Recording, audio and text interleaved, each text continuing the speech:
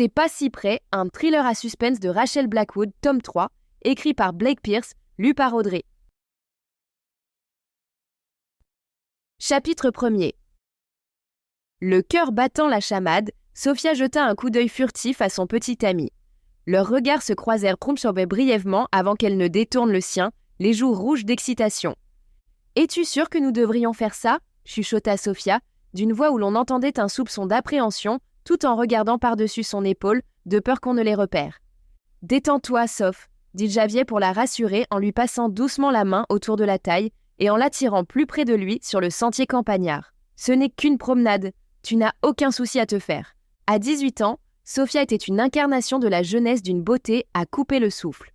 Ses cheveux blonds décolorés tombaient en vagues libres autour de son visage délicat au teint clair. Ses grands yeux bleus perçants étaient des fenêtres qui donnaient sur une âme curieuse et aventureuse, toujours en quête du frisson de l'inconnu. Elle se mordit nerveusement la lèvre inférieure pendant que ses doigts minces tripotaient l'ourlet de son t-shirt.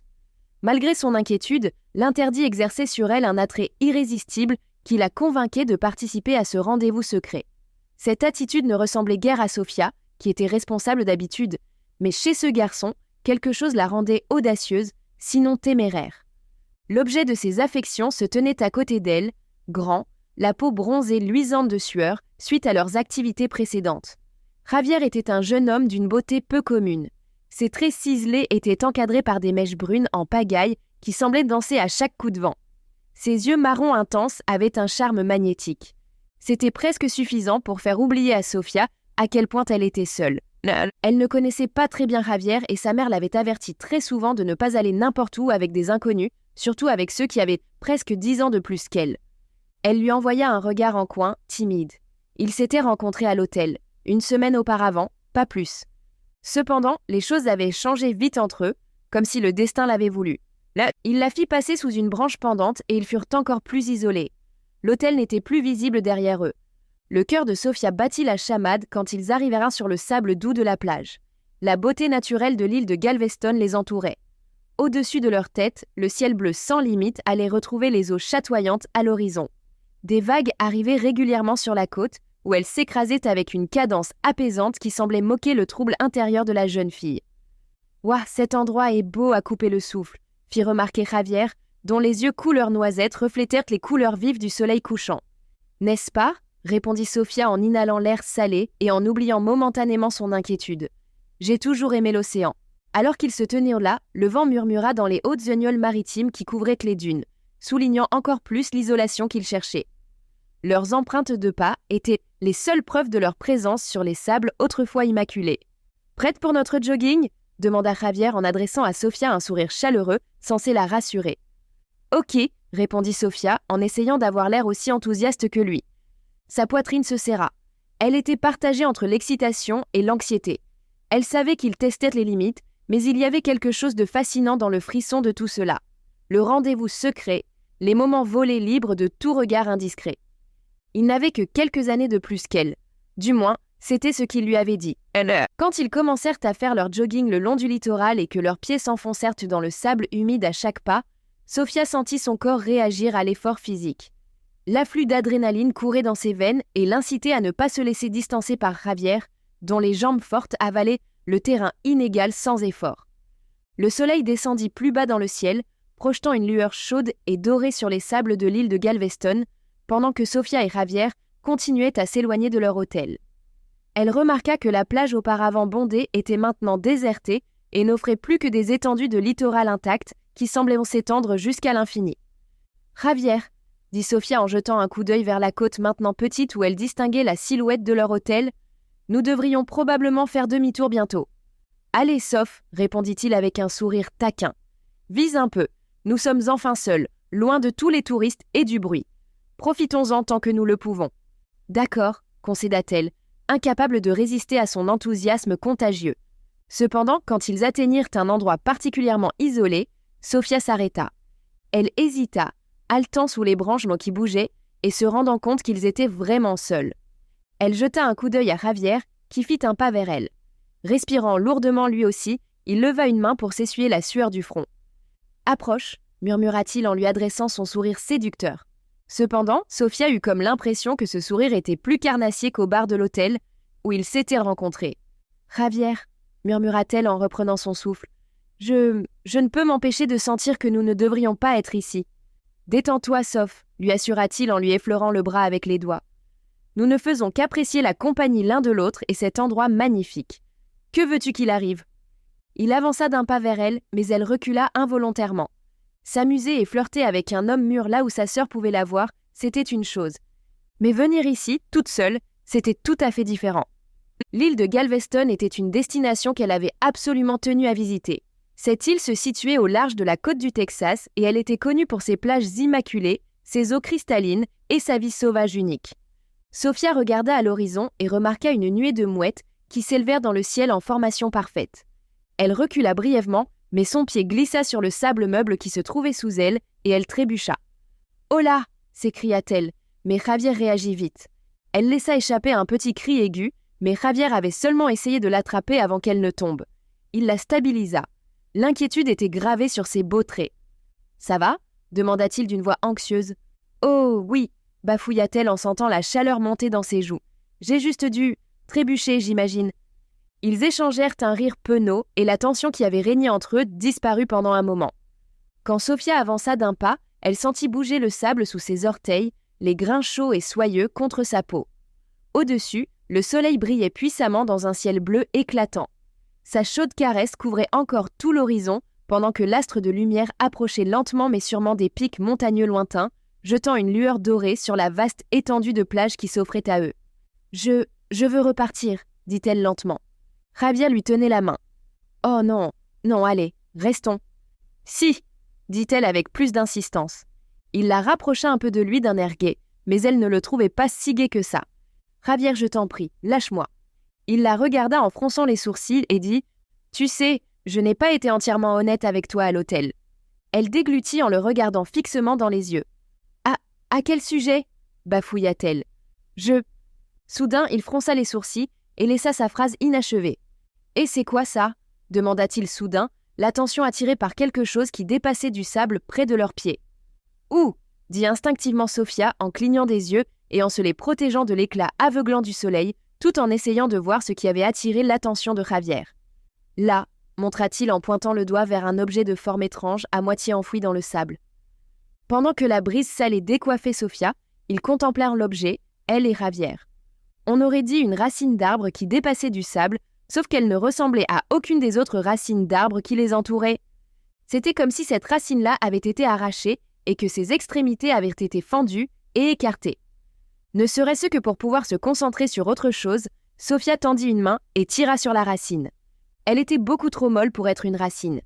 Elle sentit un frisson lui descendre le long de la colonne vertébrale et immédiatement, son estomac se noua, pris par un écœurement craintif. « Javier, est-ce que c'est… » Sophia avait la voix qui tremblait et les yeux écarquillés par le choc et l'incrédulité. Elle laissa soudain échapper un petit cri malgré elle, puis recula en trébuchant et en faisant voler du sable. Javier sursauta sur place. « Merde !» murmura-t-il à voix basse. « C'est une main humaine, Soph. » Effectivement, quand ils la fixèrent du regard, Sophia distingua les doigts, pâles et sans vie, à moitié enfouis dans le sable. La panique serra le cœur à Sophia et elle sentit la main de Javier se serrer autour de la sienne. « Il faut qu'on appelle la police », dit-elle d'une voix tremblante de peur. Cependant, Javier regardait autour de lui. « Non, non, non », bafouilla-t-il. « Pourquoi l'impliquer ? Ce n'est pas de notre faute. Nous n'avons pas fait ça. » Elle trouva que c'était une réponse très bizarre à ce qu'elle avait dit. Cependant, elle n'arrivait pas à détacher le regard de la main qui dépassait du sable comme un cadavre qui tenterait de profiter du soleil. Elle savait qu'il fallait qu'il fasse quelque chose, mais la réticence de Javier la mettait mal à l'aise. « Nous devons appeler la police, Javier, » dit-elle fermement. « C'est grave. » Il hésita un moment, regardant ça et là comme s'il essayait d'imaginer un plan. « Ok, d'accord, » accepta-t-il finalement, « mais n'en faisons pas un drame. Ne gâchons pas nos vacances pour ça. » Sophia hocha la tête, soulagée qu'il ait accepté d'être raisonnable. Elle sortit son téléphone et appela les secours. « Merde. »« Quoi ? » ?»« Il n'y a pas de réception, » dit-elle. « Vraiment ? Fais voir. » Il essaya de lui arracher le téléphone, mais elle lui repoussa la main. « Hé !» dit-il sèchement. Soudain, sa voix se fit froide et dure. Ouais. Cette fois, quand il l'attrapa par l'avant-bras, ce fut sans délicatesse. « Hé !» dit-elle. « Je t'ai averti, dit-il sèchement. On n'appelle pas la police. Il arracha son téléphone à Sophia et le jeta dans les bois. Pendant un moment, elle regarda où il était tombé, comme si elle ne croyait pas ce qu'elle voyait. Elle cligna des yeux 2 fois, ouvrit la bouche, la referma, puis recula de 2 pas en trébuchant. « Javier, que se passe-t-il » s'exclama-t-elle d'une voix rendue plus aiguë par la peur. « Détends-toi, Sophia » dit-il pendant qu'un sourire écœurant s'étalait sur son visage. « Nous sommes seuls ici, rien que toi et moi. C'est notre chance de vraiment faire connaissance. » Sophia sentit son cœur battre la chamade dans sa poitrine et elle essaya de s'écarter de lui, mais il était trop fort pour elle. « Lâche-moi » supplia-t-elle, le visage baigné de larmes. Cependant, il se contenta de lui serrer le bras encore plus fort et de la rapprocher de lui. « Je suis désolé, Sophia » dit-il d'une voix pleine de fausse compassion, « mais seuls les idiots appellent la police pour rien. Nous ne savons même pas ce qu'est cette chose. » Il redonna un coup de pied à la main. Elle le regarda bouche bée, puis se rendit compte qu'ils étaient loin de tout. Son téléphone ne lui avait pas permis d'appeler la police. Aucune aide ne viendrait. Elle n'avait pas eu de réception. Alors, avant qu'elle n'ait pu ne serait-ce que crier, il leva son autre main et lui frappa le visage. Sophia sentit le monde tourbillonner autour d'elle, recula en trébuchant et tomba sur le sable. Elle essaya de se relever, mais, quand elle le fit, elle vit qu'il lui fonçait dessus. D'une main, il avait pris une pierre sur la plage. Cette fois, elle réussit à hurler avant qu'il ne la frappât la tête avec la pierre. Soudain, toute lumière disparut. Chapitre 2. La lune projetait sa lumière spectrale sur la maison abandonnée qu'elle enveloppait dans un voile fantomatique. Autrefois, cette maison avait été la demeure des vivants, mais elle était devenue une tombe pour Rachel Blackwood. Des arbres l'entouraient comme d'anciennes sentinelles et leurs branches tendaient leurs doigts squelettiques vers le bâtiment décrépit. Rachel et Ethan étaient assis dans leur voiture, garés juste assez loin pour qu'on ne les voie pas, mais assez près pour repérer le moindre mouvement. « Mon Dieu, je n'arrive pas à croire que j'ai habité ici !» murmura Rachel en serrant les mains sur le volant pendant qu'elle contemplait les murs croulants de l'ancienne maison de ses parents. Ethan jeta un coup d'œil à son équipière. « Tu veux bien éviter d'utiliser le nom du Seigneur, je te prie ?»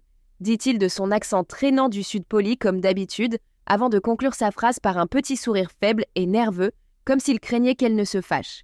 Il s'empressa d'ajouter « Je parie que c'est étrange pour toi, hein ?»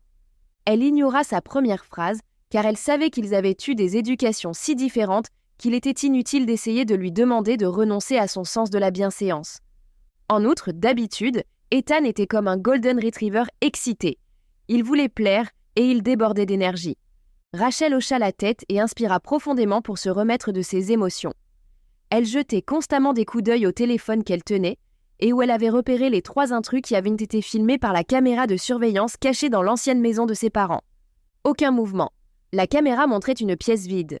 Où était-il parti ? « Tu vois quelque chose ?» demanda-t-il. « Que dalle » répondit-elle. « Ok, on y va. » Ils descendirent bord de la voiture et avancèrent prudemment vers la maison, les pas étouffés par une couche épaisse de feuilles mortes. Le vent chuchotait entre les arbres, apportant une odeur de décomposition comme pour rappeler que la nature reprenait lentement possession de cette maison autrefois tant aimée.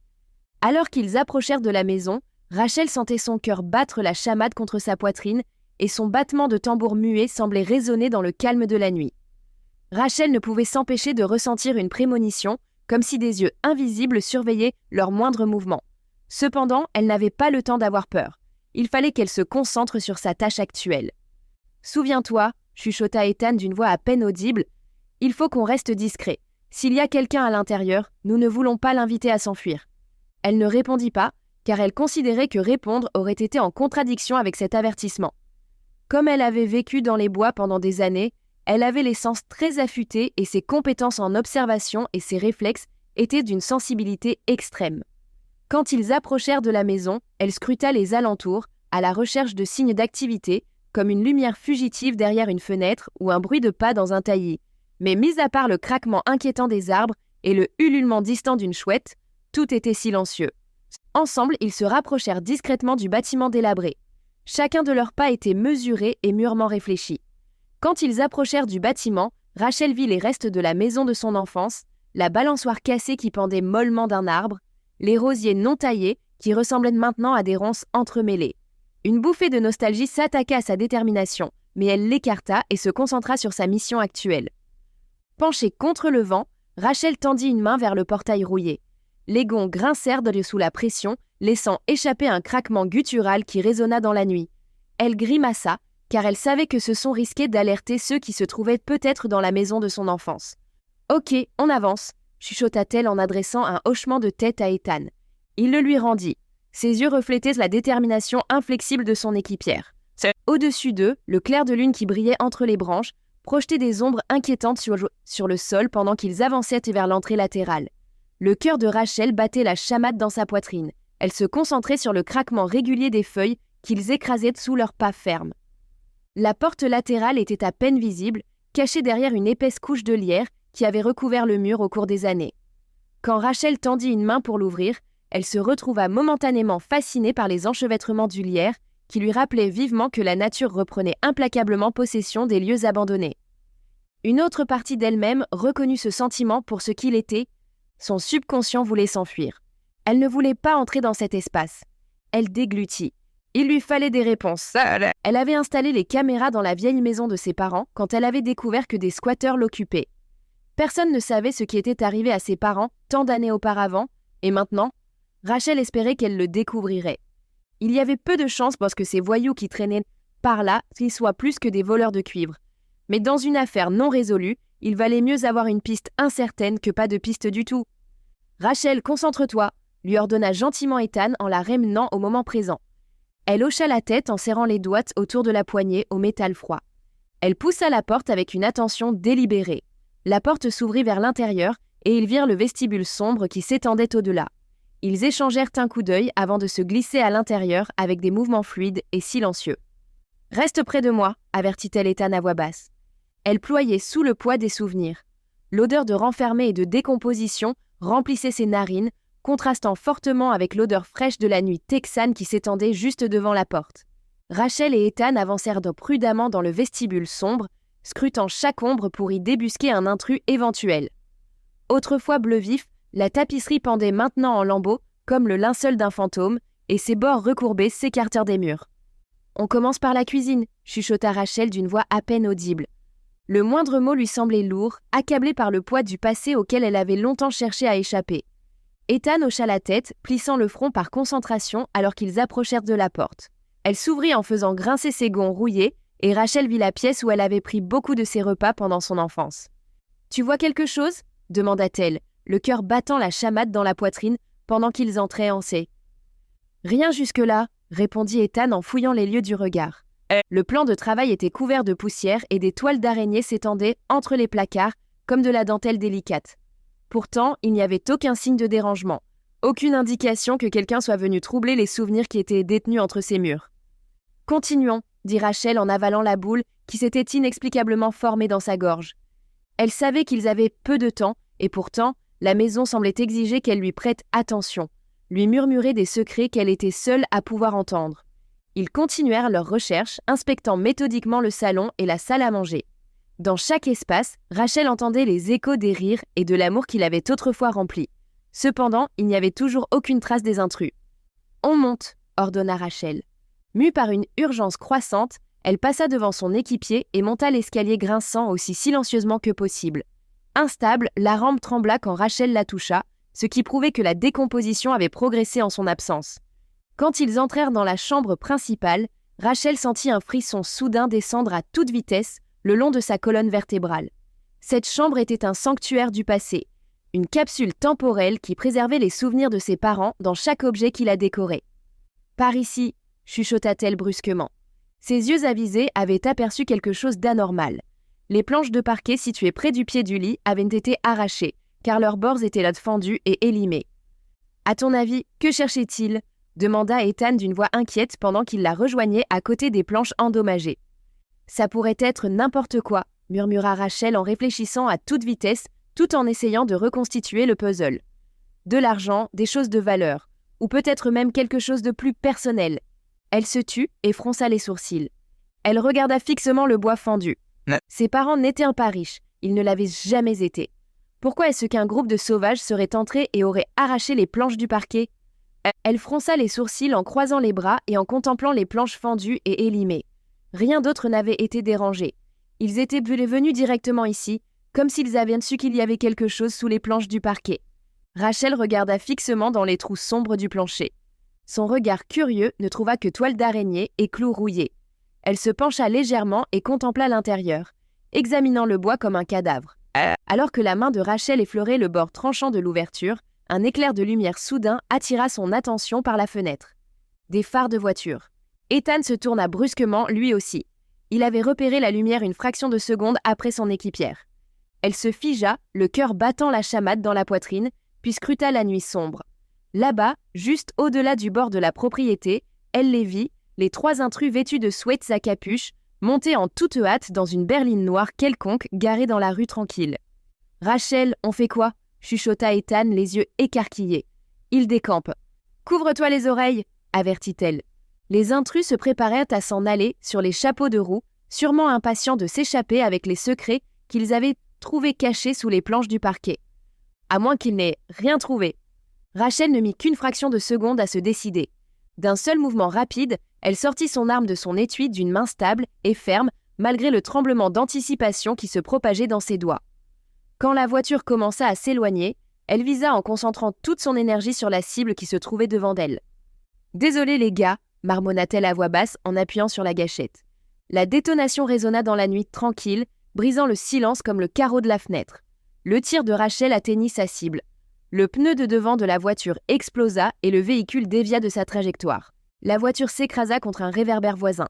Sa carrosserie, autrefois immaculée, était maintenant froissée et tordue comme une canette de soda jetée à la poubelle. « Bon tir !» murmura Ethan, les yeux éclairés par un mélange de fascination et de soulagement. « Tu les as eus ?»« Pas encore !» répondit sombrement Rachel, qui ne quittait pas l'épave des yeux.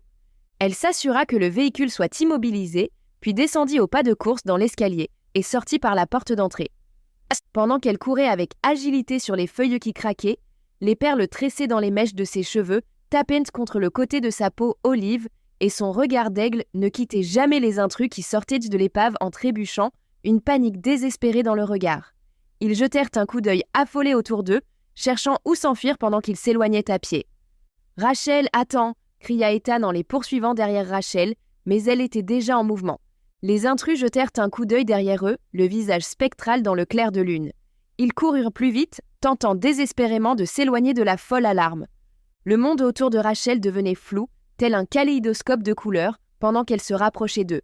Ses sens fusionnaient avec le vent qui murmurait dans les arbres, et elle courait sans difficulté sur le terrain traître. Des branches se cassèrent, et des feuilles craquèrent sous les bottes de Rachel quand elle entra dans la forêt sombre, le cœur battant la chamade dans les oreilles. Le clair de lune entrait par la canopée, jetant des ombres inquiétantes sur le terrain inégal. « Je vous tiens !» marmonna-t-elle à voix basse. Elle plissa les yeux en contemplant le plus lent des 3 intrus. Peinant à courir aussi vite que ses complices, il trébucha sur une racine noueuse. Rachel sentit un sourire prédateur se répandre sur son visage. Elle le tenait. « Hé !» cria-t-elle d'une voix sèche qui résonna dans les bois. L'intrus plus lent jeta un coup d'œil en arrière, les traits déformés par la panique. Les 2 autres étaient devant lui, maintenant, et ils ne ralentissaient pas. Jurant, ils redoublaient sans même leurs efforts.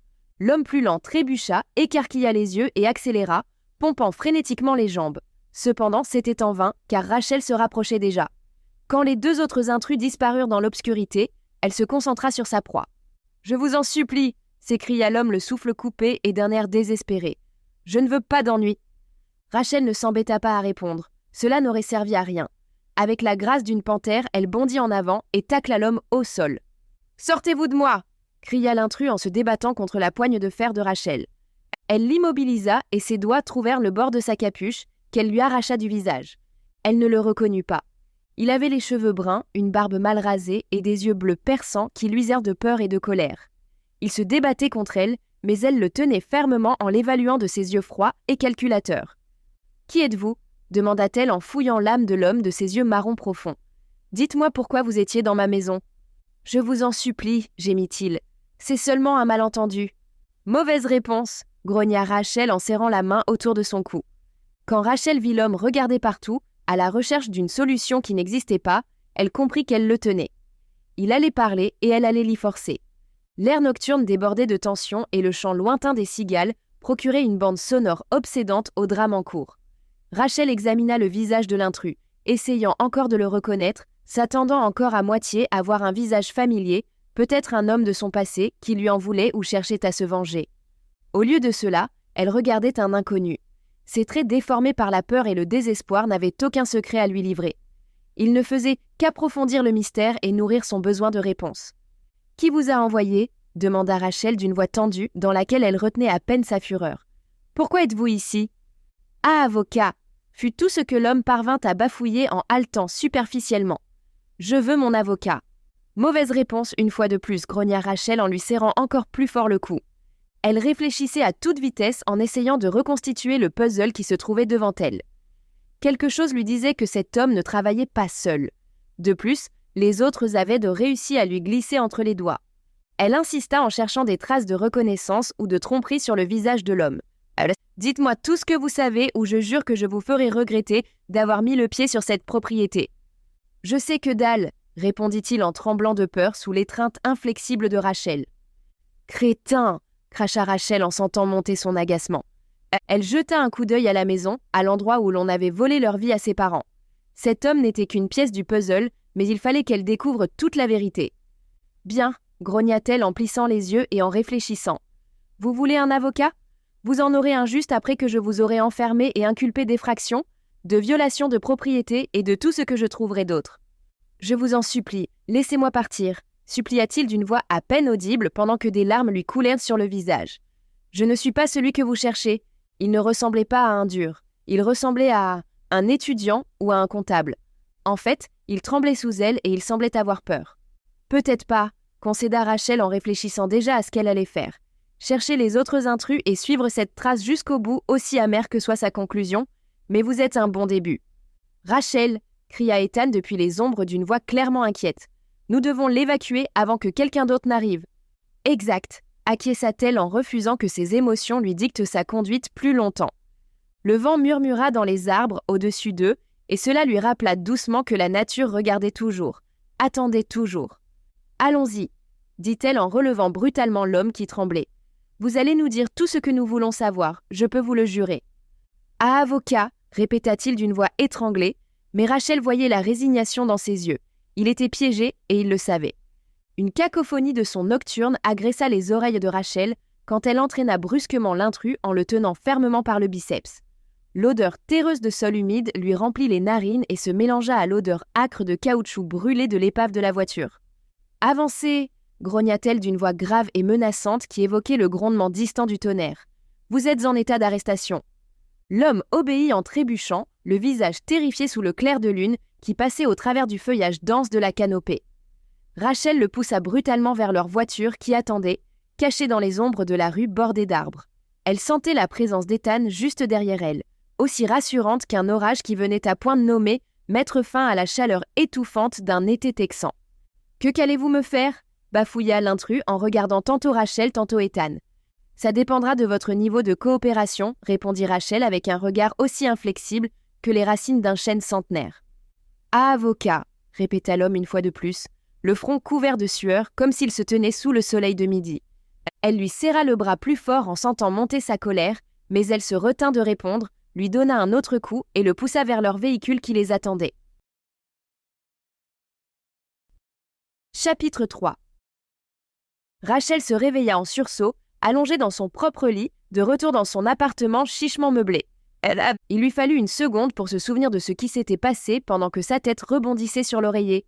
« Merde !» marmonna-t-elle en se frottant l'arête du nez, et comme Ethan n'était pas là pour l'entendre, elle ajouta « Bordel de Dieu !» Elle ferma les yeux et un visage lui passa rapidement en tête. « Crétin prétentieux !» marmonna-t-elle. L'intrus avait demandé son avocat dès qu'il était arrivé au poste, et après qu'il l'avait enregistré, Rachel était rentrée chez elle bredouille. Elle avait passé la nuit à se retourner dans son lit, hantée par des rêves de ses parents et par le mystère non résolu qui entourait leur disparition. Des ombres dansaient sur les murs de la chambre, car la première lumière de l'aube commençait à entrer par la fenêtre. Rachel se frotta les yeux en s'efforçant non sans mal de les ouvrir malgré son épuisement écrasant. « Merde !» chuchota-t-elle en se rendant compte qu'il était tard et parce qu'elle ne pouvait pas se permettre d'arriver en retard au travail, aujourd'hui. Mue par une sensation d'urgence, Rachel rejeta les couvertures et passa les jambes par-dessus le côté du lit. Ses pieds trouvèrent le sol frais en bois dur et elle se força à se lever malgré ses douleurs aux muscles. Le téléphone de Rachel vibrait incessamment sur sa table de chevet et le son lui vrillait les oreilles comme un pic tenace. De ses doigts maladroits, elle essaya de saisir l'appareil et de le tenir tout en ayant l'impression que son monde lui échappait totalement. Elle avait ordonné aux agents en charge de l'intrus de la contacter dès qu'il accepterait de parler. Allez. Nous espérons que vous avez apprécié cet aperçu. Pour continuer à écouter ce livre audio sur Google Play Livres, utilisez le lien dans la description de la vidéo.